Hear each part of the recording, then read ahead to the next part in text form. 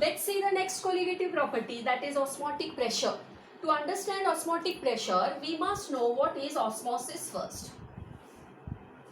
Now, to understand osmosis, there are few terms which are very important. The first is semi-permeable membrane, that we use as a partition between the two solvents or the solutions.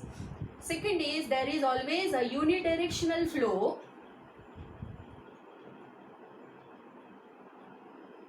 of the solvent molecules only. Third is it is always from lower to higher concentration. Next is it is a spontaneous process. Now, what is a spontaneous process, student? Because of the lockdown this year, all the 11th standard students, they are directly passed to 12th standard without taking any examination. Now, this particular process where the reaction takes place without any external energy or without any external influence, they are called as spontaneous reactions. And this osmosis is also a spontaneous reaction. So, considering those 4 points, one more important thing is, let us consider the two examples so that it will be easy for you to make the definition. I have taken two examples or two beakers here in which I have used a semi-permeable membrane. This is a semi-permeable membrane. In the first one, on this side I have taken pure solvent, and here I have taken 0.1 molar NaCl solution. Whereas in the B experiment, to this side I have taken 2 molar NaCl solution, and on this side I have taken 1 molar NaCl solution.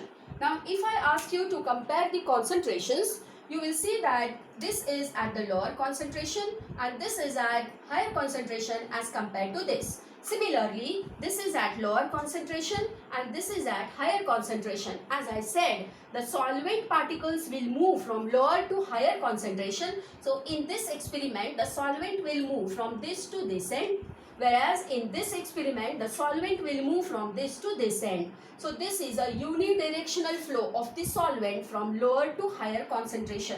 Now, students, now we will create the definition of osmosis. The osmosis process can be defined as it is the spontaneous unidirectional flow of the solvent from lower concentration to higher concentration through a semi-permeable membrane. Now here, if I say there are no two concentrations, if I am considering this example, then how I can define osmosis is a spontaneous unidirectional flow of the solvent from the solvent to the solution through the semi-permeable membrane. It is that easy to write the definition. So let us write the definition for osmosis. Any one definition you can write. Both the definitions, they are correct. If you consider the concentration or the pure solvent, definition should be according to that. So what is osmosis? It is the spontaneous unidirectional flow of the solvent from lower concentration to higher concentration through the semi-permeable membrane. The terms which are very important during osmosis to remember, that it is always from lower concentration to higher concentration. So students, osmosis is always a term to be remembered, that is LOH. It is always from lower to higher is osmosis through the semi-permeable membrane. The second very important thing is, during osmosis, it is the solvent molecules or the solvent that moves and the solute that rests. So what is moving during osmosis is always the solvent that moves, and what stops there itself in the solution, that is the solute. The solute never moves. And very important is the semi-permeable membrane is required for this. Now this is what is osmosis. If you want to change the definition here, the spontaneous unidirectional flow of the solvent from solvent to solution through the semi-permeable membrane. That can be the other way to express osmosis. Now let us see what is semi-permeable membrane. Semi-permeable membrane is a partition that we use between the two solution compartments, which allows only the solvent molecules to move. Now if I take this, and here I am using this particular partition, what I call it as the semi-permeable membrane, then here I have taken say 2 molar NaOH solution, and here I have taken 4 molar NaOH solution. Now in both the cases I am using water as the solvent. So this semi-permeable membrane is allowing only the, it will allow only the solvent molecules to pass through it. Now the solvent molecules will pass. This is the lower concentration here, this is the higher concentration here. So how the solvent molecules will move from is from this end to this end, and so that what is semi-permeable membrane? It is the partition between the two solutions which allows only and only the solvent molecules to move through it. That is the semi-permeable membrane. This semi-permeable membrane which is used usually they are from animal bladders, vegetable extract, or you can use the nitrates. But the best semi-permeable membrane which is used is copper ferrocyanide, that is Cu2FeCN6, which is impeded or put on the porous spot, which can be used as one of the semi-permeable membrane. Now let us see, students, what actually happens during osmosis. So we have understood what is spontaneous means. You know what is now unidirectional flow of the solvent means. Now here if I take an example, say for example here I have taken, you can consider any solution here on the two ends. Here I am considering 1 molar NaOH solution on this side, and here I am considering 0.1 molar NaOH solution. Now if I see the solution concentrations, I can say that this is the lower concentration and this is the higher concentration. Now how the solvent molecules will move? They will move from this end to this end. It's very important to note that as the solvent particles will start moving from the lower concentration to the higher concentration, what is happening here? The solvent molecules will start moving, means this end will become more and more dilute as it will leave behind the solute particles. So what will happen, student? Up to what end this particular flow of the solvent will take place is only up to the equilibrium point, and after that there is no flow of the solvent. So when the solvent starts moving, this particular process continues only up to the equilibrium point. Now when the osmosis process is in progress, what actually happens here? If I see this, from this the solvent molecules, they are moving from this to this end, means what is happening, student? This solution will become more and more dilute, whereas this solution will become more and more concentrated. When I say more and more concentrated means as compared to this, it will become more concentrated. But always remember that osmosis is a very slow process. So after some time you will observe that the concentration in this compartment has increased, while on this side it has decreased because of dilution.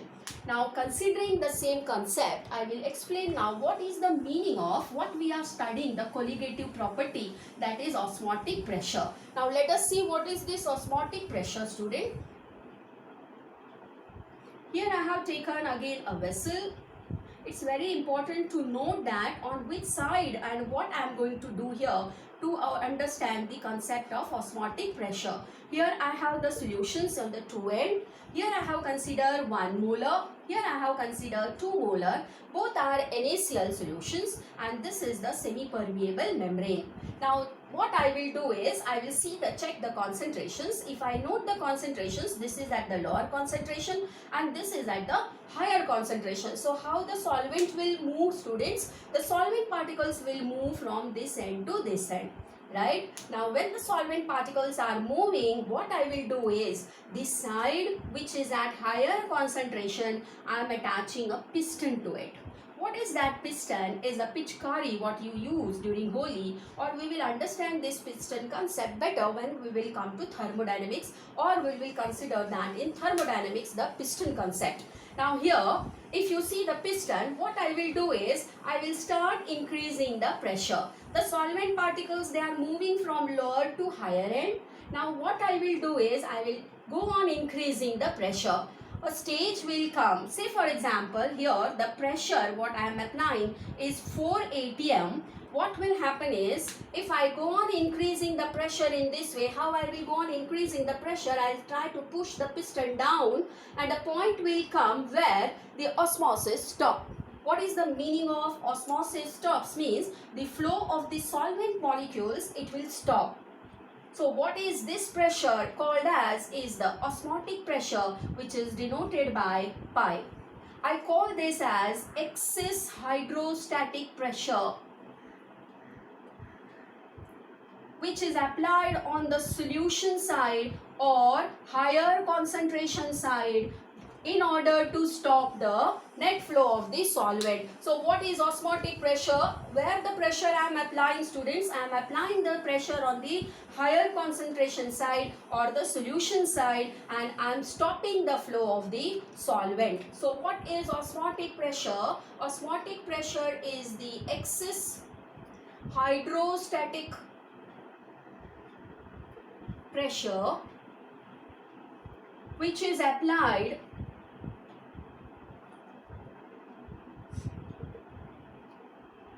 on the solution side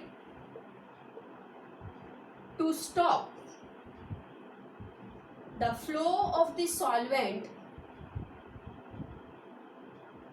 Now from where the flow of the solvent you are stopping, student? The flow of the solvent from lower to higher concentration through the semi-permeable membrane, that is called osmotic pressure. So what is osmotic pressure? It is the excess hydrostatic pressure which you are applying on the concentration side, which is more concentrated, or the solution, in order to stop the flow of the solvent. This is called osmotic pressure, and it is a colligative property. It is denoted by pi.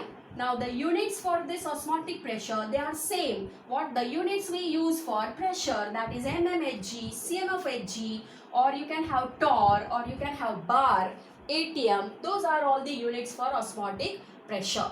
Now depending upon the osmotic pressure, we classify the solutions in 3 types. Now what are the 3 types? Here I am considering 3 different concentrations of the solutions. In beaker A, beaker B and beaker C, I have taken 3 different concentrations of the solutions and I have observed their osmotic pressure. In beaker A, I observed the osmotic pressure is 2 atm. In beaker B, I observed the osmotic pressure is 8 atm. And in beaker C, I observed the osmotic pressure as 2 atm. Now, what is important here? If the 2 solutions, they have the same osmotic pressure like beaker A and beaker C, then such solutions, they are called as isotonic solutions. So what are isotonic solutions, students? Isotonic solutions are the solutions that have same osmotic pressure. They are called as isotonic solutions. Now let us consider beaker A and beaker B. If I consider osmotic pressure of beaker B is more or greater than the osmotic pressure of beaker A. When the osmotic pressure is greater as compared to the other, we call such solutions as hypertonic solutions. Then what I will call this with a lower osmotic pressure as compared to the other is hypotonic solutions. So those are the 3 types of the solutions which are based on the osmotic pressure. I am revising. The 2 solutions which have the same osmotic pressure, we call them as isotonic. The solution having more osmotic pressure as compared to the other is called as hypertonic. And the one with the lower osmotic pressure, we call it as hypotonic solutions. They all are again concentration terms based. So how they are based on concentrations, we'll be solving some of the MCQs. That time we will see how to solve it and how to predict the type of the solutions. Now let us come to what is reverse osmosis. Very important to note what is the meaning of reverse osmosis. This is a very important concept to know what is the meaning of reverse osmosis. For that, let us take the help of the previous things what we have studied, that is osmosis and osmotic pressure. This is what I have taken. Here I have taken 1 molar NaCl solution. Here I have taken 3 molar NaCl solution.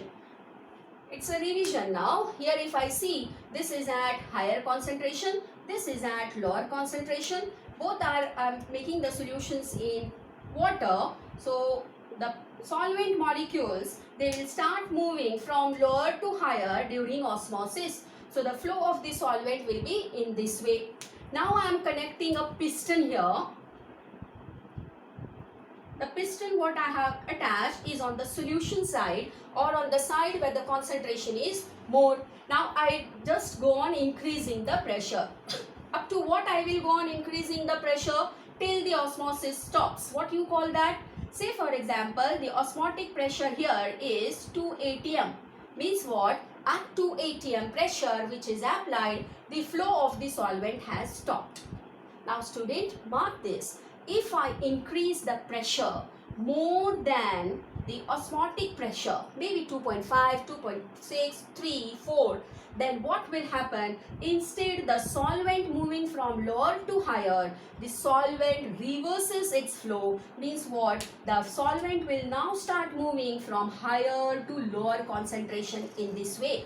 That is called as reverse osmosis. So what is reverse osmosis? If pressure more than the osmotic pressure,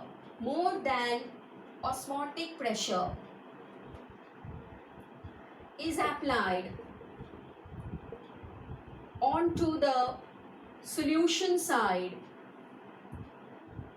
then the solvent moves from higher concentration to lower concentration through the semi-permeable membrane. That is called reverse osmosis. Now the question is it required to carry out this reverse osmosis? It is very, very important students, because this might be used in future for desalination of water. Now what is the meaning of desalination? Because of the scarcity of drinking water, we can make seawater potable by this process. So to understand this, again I am taking pure water on this side and I am taking sea water on this side. Where is the concentration more? Concentration is higher here and lower here. If I see the flow of the solvent during osmosis, the flow will be in this way. I apply pressure here. What you call this? This will be the osmotic pressure. Say the osmotic pressure is 360 mm of Hg. This is just an example. Now what will happen? The flow of the solvent will stop. Now if I increase the osmotic pressure, means I apply pressure more than 360, then what will happen? Then the solvent molecules, instead flowing from this to this end, they will start moving in this way. Means the solvent particles will move from this end to this end, leaving behind the dissolved salts or the salts like calcium or other type of salts, leaving behind. So water will move, the solvent will move from this end to this end. So what we are getting here, that we are getting water which is freed from the salts. So this might be one of the best example for the purification, or you can say desalination of water, and can be used in future. The second application of this reverse osmosis is that you can remove moisture from some of the coal varieties like pit. So this is the best example for reverse osmosis. Thank you students.